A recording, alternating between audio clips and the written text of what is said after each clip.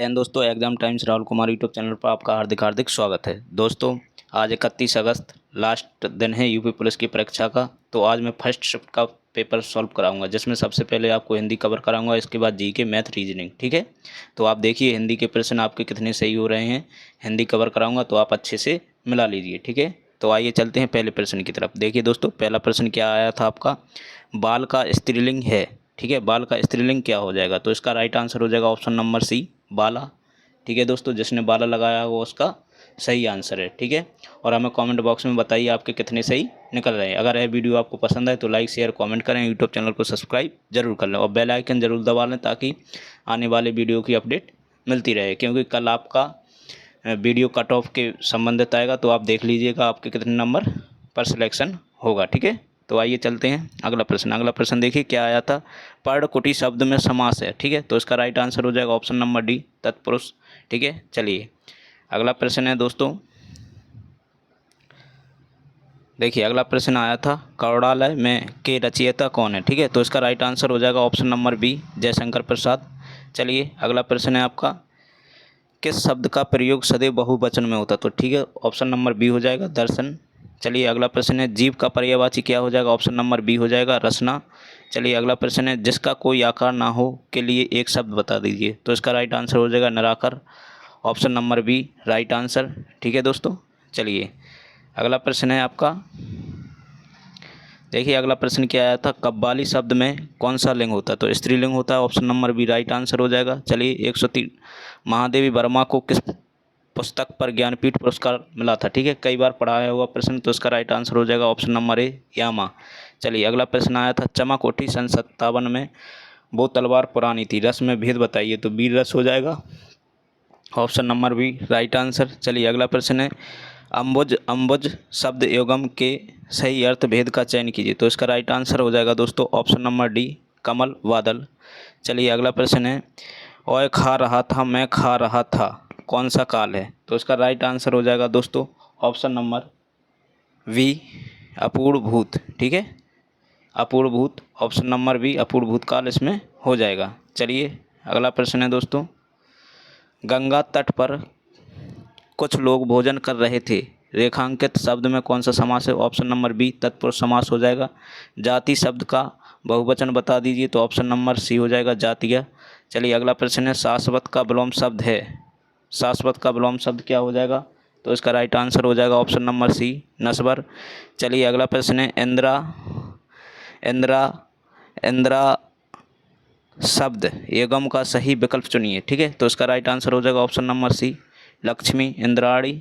चलिए अगला प्रश्न देखते हैं दोस्तों, क्या आया था, बोलते समय मुख के कितने उच्चारण स्थानों का प्रयोग किया जाता है? ठीक है, तो इसका राइट आंसर हो जाएगा आपका ऑप्शन नंबर बी, 5।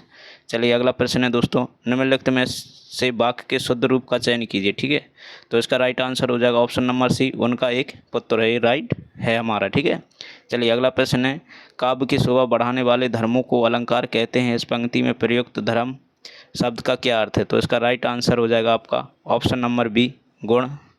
चलिए अगला प्रश्न है, मात्रिक में कौन सी संधि है? तो इसमें वृद्धि संधि हो जाएगी दोस्तों, option number A right answer.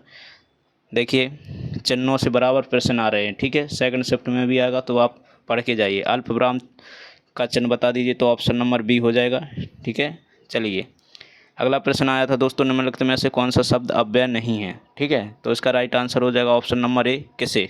चलिए अगला प्रश्न है, निम्नलिखित में से सही तत्सम शब्द का चयन कीजिए। तो ऑप्शन नंबर ए हो जाएगा आपका, मधुक।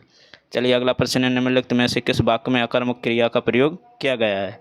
ठीक है, अकर्मक क्रिया देखिए ऑप्शन नंबर बी में है, बालक बहुत देर से रो रहा है। ठीक है, ये अकर्मक क्रिया आपकी हो जाएगी। ठीक है, ऑप्शन नंबर बी इसका राइट आंसर। चलिए अगला प्रश्न है दोस्तों, महिला जब भाषण दे रही थी तो उसकी आवाज़ में एक आकर्षण था, निम्नलिखित में से कौन सा इस वाक्य में प्रयुक्त आकर्षण शब्द का विलोम नहीं? तो इसका हो जाएगा ऑप्शन नंबर बी, बी कर्षण। ठीक है, चलिए अगला प्रश्न है, कवि स्वर की संधि विच्छेद बता दो। तो इसका राइट आंसर हो जाएगा ऑप्शन नंबर ए, कवि प्लस ईश्वर। चलिए अगला प्रश्न है, किस वाक्य में क्रिया वर्तमान काल में है? ठीक है, तो इसका वर्तमान काल में हो जाएगी ऑप्शन नंबर बी, मैं तुम्हारा पत्र पढ़ रहा हूँ। ठीक है, चलिए अगला प्रश्न है, जूते चाटना का सही अर्थ बता दो। तो ऑप्शन नंबर डी हो जाएगा, खुशामद करना। चलिए अगला प्रश्न है, तुरंग तरंग और तुरंग शब्द युग्म का सही विकल्प बताओ। तो इसका राइट आंसर हो जाएगा आपका ऑप्शन नंबर ए हो जाएगा। ठीक है दोस्तों, ऑप्शन नंबर ए हो जाएगा आपका लहर घोड़ा। ठीक है, चलिए अगला प्रश्न है आपका, आप डूबे तो जग डूबा का अर्थ बता दो। तो इसका राइट आंसर हो जाएगा ऑप्शन नंबर सी, अपनी हानि होने पर दूसरों को भी हानि पहुंचाना। ठीक है, चलिए अगला प्रश्न है, मानव शब्द का विशेषण निम्नलिखित में से क्या बनेगा। ठीक है, तो इसका राइट आंसर हो जाएगा ऑप्शन नंबर ए, मानवीय। चलिए अगला प्रश्न है, पिता कहानी के लेखक कौन है। तो इसका राइट आंसर हो जाएगा आपका ऑप्शन नंबर ए, ज्ञान रंजन। ठीक है, चलिए अगला प्रश्न आया था आपका, निम्नलिखित में से कौन सा काटना का तत्सम है। तो इसका राइट आंसर हो जाएगा आपका ऑप्शन नंबर सी। ठीक है, ऑप्शन नंबर सी हो जाएगा कर्तन। चलिए दोस्तों, अब गद्यांश को हम करते हैं 128 से 132 तक। तो आप देख लीजिए गद्यांश के कौन से प्रश्न आपके सही हैं। 128, ब्रिटिश साम्राज्य ने अपनी नाविक शक्ति को क्यों इतनी प्रबल बना ली है। ठीक है, तो इसका राइट आंसर हो जाएगा आपका ऑप्शन नंबर सी, कोई इसके जहाज़ों का आना जाना ना रोक सके। ठीक है, चलिए अगला प्रश्न है, मस्तूलों का जंगल कहने से लेखक का क्या अभिप्राय है। ठीक है, तो इसका राइट आंसर हो जाएगा आपका ऑप्शन नंबर डी हो जाएगा, मस्तूलों की पंक्तियाँ। ठीक है, option number D right answer. त्राही त्राही त्राही त्राही मच जाने का क्या अर्थ है। तो हाहाकार मच जाना, option number C right answer. चलिए अगला प्रश्न है, टक्कर लेने का अर्थ है। तो इसका राइट आंसर हो जाएगा आपका मुकाबला करना। ठीक है दोस्तों, चलिए अगला प्रश्न है, लंदन बंदरगाह कहाँ पर स्थित है। तो इसका राइट आंसर हो जाएगा आपका समुद्र तट पर, option number D right answer. ठीक है दोस्तों, तो ये थे आपका हिंदी का सॉल्विंग। तो आपने मिला लिए होंगे आपके कितने प्रश्न सही हैं। ठीक है दोस्तों, अगर ये वीडियो आपको पसंद आए तो लाइक शेयर कमेंट करें, यूट्यूब चैनल को सब्सक्राइब जरूर कर लें। इसी के साथ दोस्तों जय हिंद।